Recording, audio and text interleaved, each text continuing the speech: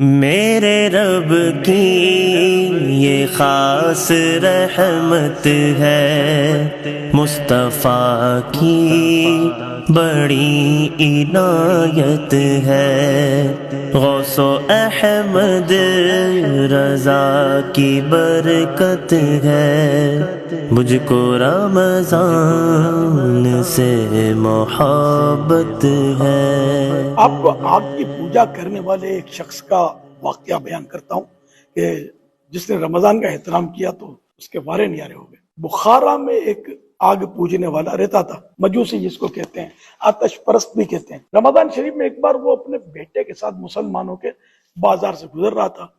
اس کے بیٹے نے علل اعلان کوئی چیز کھانی شروع کر دی۔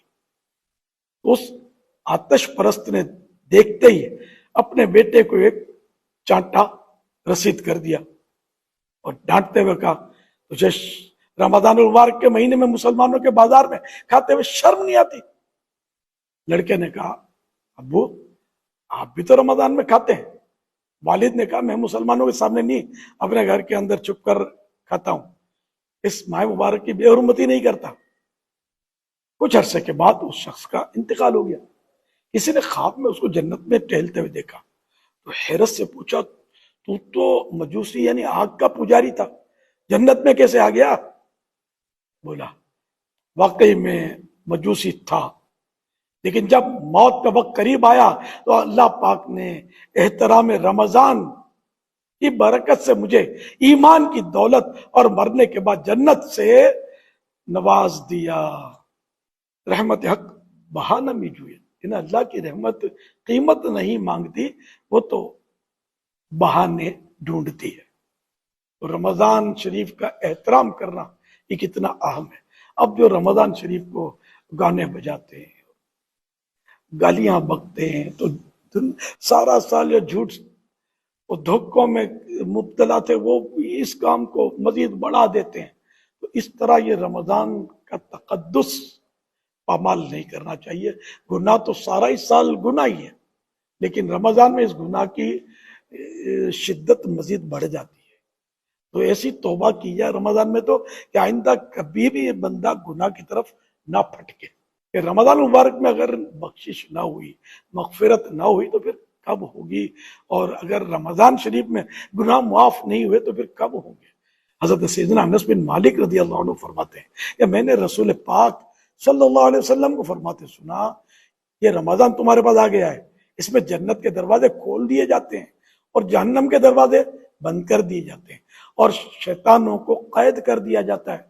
محروم ہے وہ شخص جس نے رمضان کو پایا اور اس کی مغفرت نہ ہوئی۔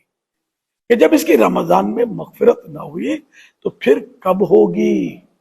اللہ پاک کی رحمتیں چما چم برس رہی ہیں، لیکن ہم لوگ ہیں کہ ان رحمتوں کو لوٹنے کی طرف بڑھتے نہیں ہیں، غفلت کر جاتے ہیں۔ تو ماہ رمضان کا تو ایک ایک لمحہ قیمتی ہے، دھڑا دھڑ مغفرتیں ہو رہی ہیں، گناہ معاف کیے جا رہے ہیں، جنت الاٹ کی جا رہی ہے، اور جہنم سے آزادی مل رہی ہے۔ اس مہینے میں خاص کر یہ خیال رکھنا ہے کہ لا الہ الا اللہ کا ورد زیادہ کرنا ہے، لا الہ الا اللہ، لا الہ الا اللہ یہ پڑھتے رہنا، اور استغفار کی بھی کثرت کرنی ہے کہ زیادہ سے زیادہ اللہ پاک کی جناب میں اپنے گناہوں سے توبہ کرتے رہنا ہے کہ یہ مغفرت کا مہینہ، توبہ کی قبولیت کا مہینہ ہے، اور اللہ پاک سے جنت مانگنا ہے۔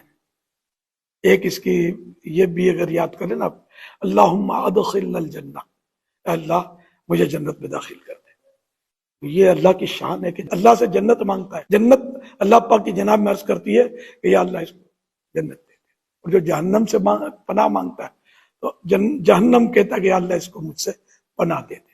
غالباً ایک روایت میں یہ 3 مرتبہ جنت کا سوال اور جہنم سے پناہ مانگنے کا ذکر ہے۔ تو خیر، تو اگر یہ یاد کر لینا، اللہم ادخلنا الجنہ، اے اللہ مجھے جنت میں داخل کر دے، یہ 3 مرتبہ کہہ لیں۔ اللہم اجرنا من النار، اے اللہ میں تجھ سے آگ سے پناہ مانگتا ہوں۔